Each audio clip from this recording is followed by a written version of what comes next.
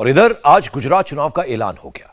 BJP इस बार 150 सीटों का टारगेट लेकर चल रही है और उधर एंटी मोदी गैंग अपने वोट बैंक के खेल में जुट गया है। हर पार्टी इस गणित में जुटी है कि कहां से कितनी सीटें बढ़ानी है, कौन सा पॉकेट मैनेज करना है। इस बार गुजरात के मैदान में हैदराबाद वाले ओवैसी भाईजान भी हैं। हर सूबे में मुस्लिम वोट की बात करने वाले ओवैसी की नजर यहां एक और बड़े वोट बैंक पर है। क्या है गुजरात का यह गेम, इस रिपोर्ट में देखिए।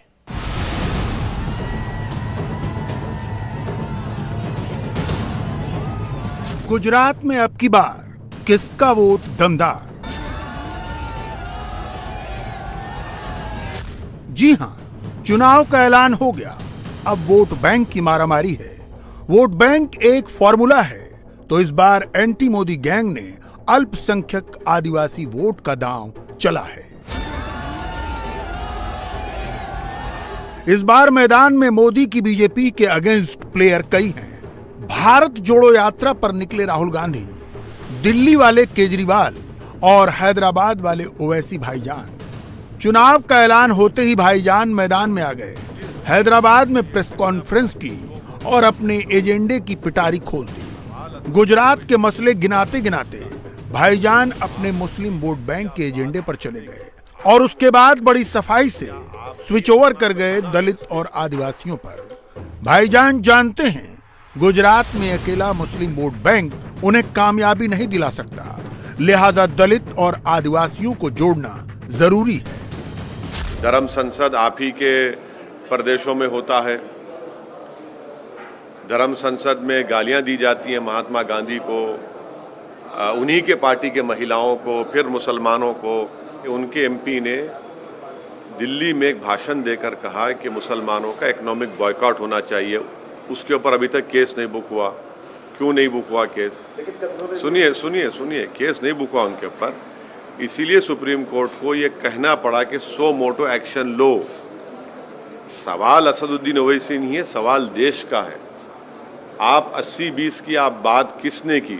आपका मुख्यमंत्री ने की। तो क्या आप 20 होना कोई गुनाह है इस देश में? बहुत से अवामी मुद्दे हैं, जनता के मुद्दे हैं, कोई एक मुद्दा बोल के नहीं है। गुजरात में एक मिस गवर्नेंस भाजपा का रहा है, जिसकी वजह से कोविड के वक्त बहुत से लोगों की मौत हुई। बहुत से लोगों को जो हेल्थ अस्पतालों में मिलना था सहूलतें वो नहीं मिली। महंगाई एक बहुत बड़ा मुद्दा है। लोगों की तनख्वाहें कम हो चुकी हैं, बिजनेसेस कमज़ोर पड़ चुके हैं। और साथ ही साथ हमारी कोशिश ये है कि भारत की लोकतंत्र में जहाँ पर सब समाज को, समुदायों को उनका एक मुकाम और इज़्ज़त मिली है, उसी तरह से हम कोशिश कर रहे हैं कि अल्पसंख्यक समाज हो, दलित समाज हो, आदिवासी समाज हो, इन सब को उनकी एक लीडरशिप बने, उनकी एक आवाज़ रहे। तो ये अहम मुद्दे हैं गुजरात के चुनाव में, और बहुत से और भी मुद्दे रहेंगे। विधानसभा के इंडिविजुअल अलग इश्यूज हैं, प्रॉब्लम्स हैं। आखिर गुजरात में मुस्लिम और आदिवासी वोटों के साथ दलित वोटों की क्या स्थिति है, ये समझने के लिए हम आपको आंकड़े ग्राफिक्स के जरिए दिखाते हैं। गुजरात में मुस्लिम समुदाय का वोट बेहद महत्वपूर्ण है, क्योंकि गुजरात में इनकी संख्या 10% के करीब है। मुस्लिम वोट राज्य विधानसभा की 35 सीटों पर नतीजों को प्रभावित करने का दम रखता है। विधानसभा की 21 सीटों पर इनकी संख्या 20% के करीब है, जहां ये असरदार हैं।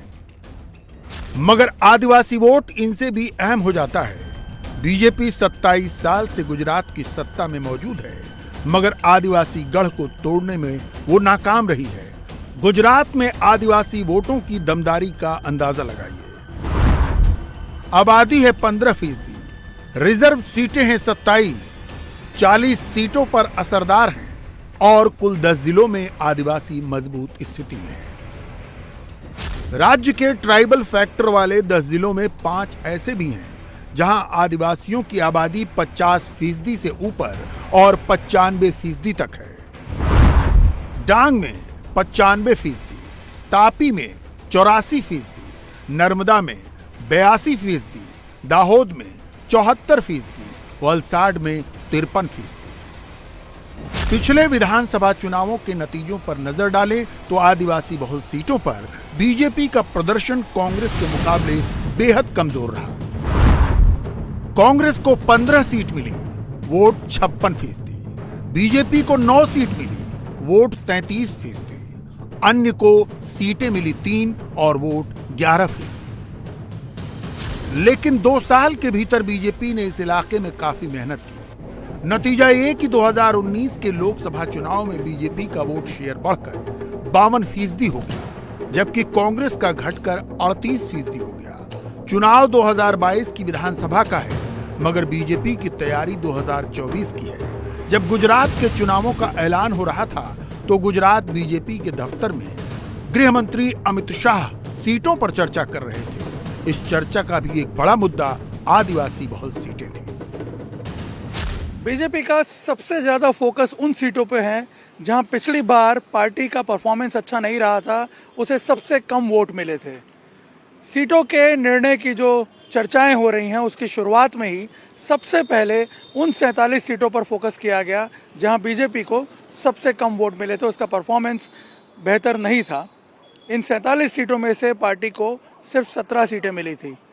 उससे भी ज़्यादा अगर आप देखें तो पूरा फोकस जो है पार्टी का इस बार ट्राइबल सीटों में ज़्यादा है। ट्राइबल सीटों पर अपने परफॉर्मेंस को इम्प्रूव करने पे सबसे ज़्यादा जोर दिया जा रहा है। आज का अगर आप देखें जो 12 सीटें डिस्कस हुई हैं, जो 47 सीटों में से 12 सीटें ट्राइबल एरिया की हैं और इन 12 सीटों में से पार्टी महज 3 सीट ही जीत पाई थी। और वैसे भी अगर पिछले चुनावों का परफॉर्मेंस देखें तो पिछले चुनाव में 27 सीटों में से बीजेपी महज 9 ट्राइबल सीट ही जीत पाई थी। इसलिए पूरा कंसंट्रेशन उस पर लगाया जा रहा है कि किसी तरह से ट्राइबल वोट को अपनी तरफ आकर्षित किया जाए, उसे और बढ़ाया जाए। और इसके अलावा जो दूसरा एक एरिया है वो है मुस्लिम वोट का भी, क्योंकि गुजरात में 10 के आसपास ऐसी सीट हैं जहां पर मुस्लिम वोटों का निर्णायक वोट होता है और उनमें से 6 सीट बीजेपी पिछले चुनावों में जीत चुकी है। यानी मुस्लिम वोट को कन्वर्ट कर पा रही है बीजेपी और इस बार पार्टी का फोकस है कि उस परफॉर्मेंस को उस पर और ज़्यादा कैपिटलाइज किया जाए। आदिवासी वोटों के लिए हर तरफ मारामारी है। हर कोई खुद को आदिवासियों का खैरख्वाह साबित करने में लगा है। राहुल गांधी इस मामले में सबसे आगे हैं। वो आदिवासियों के साथ हर मुलाकात में डांस करते हैं। तेलंगाना पहुंचे तो वहां भी आदिवासी समुदाय की महिलाओं के साथ नाचने लगे। ये सारा मैसेज दरअसल आदिवासी बहुल इलाकों तक पहुंचाया जा रहा है, मगर उससे भी ज्यादा अपना गुजरात का वोट बैंक रिटेन करने की कोशिश है। उधर झारखंड के मुख्यमंत्री हेमंत सोरेन अलग आदिवासी होने का विक्टिम कार्ड खेल रहे हैं। ईडी ने माइनिंग स्कैम के मामले में पूछताछ के लिए बुलाया था। इसके विरोध में उनकी पार्टी झारखंड मुक्ति मोर्चा ने रांची में जोरदार प्रदर्शन किया। हेमंत सोरेन ने रांची से गुजरात तक निशाना साधा। उन्होंने कुछ गलत किया है तो उन्हें गिरफ्तार किया जाए। इस तरह समन भेजकर डराने की कोशिश न करें। उनका आरोप है कि बीजेपी बाहरी लोगों के सहारे झारखंड पर राज करना चाहती है। बीजेपी को पिछड़ों, दलितों और आदिवासियों से चिढ़ है। बड़ी मुश्किल से 20 सालों के बाद आज मूलवासियों की सरकार इस राज्य में बड़ी मजबूती से इस राज्य के विकास में लगा है। और आज इनको यह कमी खलती है कि किन प्रकार इनको हम डराएं, कोर्ट कचहरी करें, ईडी सीबीआई का चेहरा दिखाए, क्योंकि ये सामने तो नहीं आ सकते। इन लोगों ने आदिवासियों को, दलितों को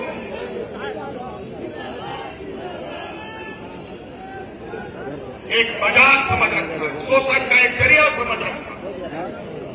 और आज समय आ गया इनको जवाब देने का। और अभी गुजरात में चुनाव होने वाला है। मैं तो यहां से कहता हूं, गुजरात में रहने वाले हमारे आदिवासी भाइयों समझ जाओ और एक भी आदिवासी सीट भारतीय जनता पार्टी को ना जाए, इसका संकल्प। ओवैसी हों या हेमंत सोरेन, एक सुर में आदिवासियों के साथ दलितों को भी जोड़कर चलते हैं। अब अगर आप इस फैक्टर को समझने की कोशिश करेंगे तो समझ में आएगा कि कितने बड़े वोट बैंक को साधने की कोशिश की जा रही है। गुजरात में दलितों की आबादी है 8%, जबकि 13 सीटें रिजर्व हैं और 12 से 15 सीटों पर दलित असरदार हैं। मगर आइए एक बार फिर लौटते हैं मुस्लिम वोट बैंक की ओर। एक स्टडी के मुताबिक गुजरात का 80% मुसलमान कांग्रेस को वोट देता रहा है। 2012 के चुनाव तक ये ट्रेंड बरकरार रहा, मगर 2017 में इस वोट बैंक में बीजेपी ने सेंध लगा दी। 2012 में कांग्रेस को 80% मुसलमानों का वोट मिला तो 2017 में 64%। 2012 में बीजेपी को 20% मुसलमानों का वोट मिला तो बीजेपी को 26%।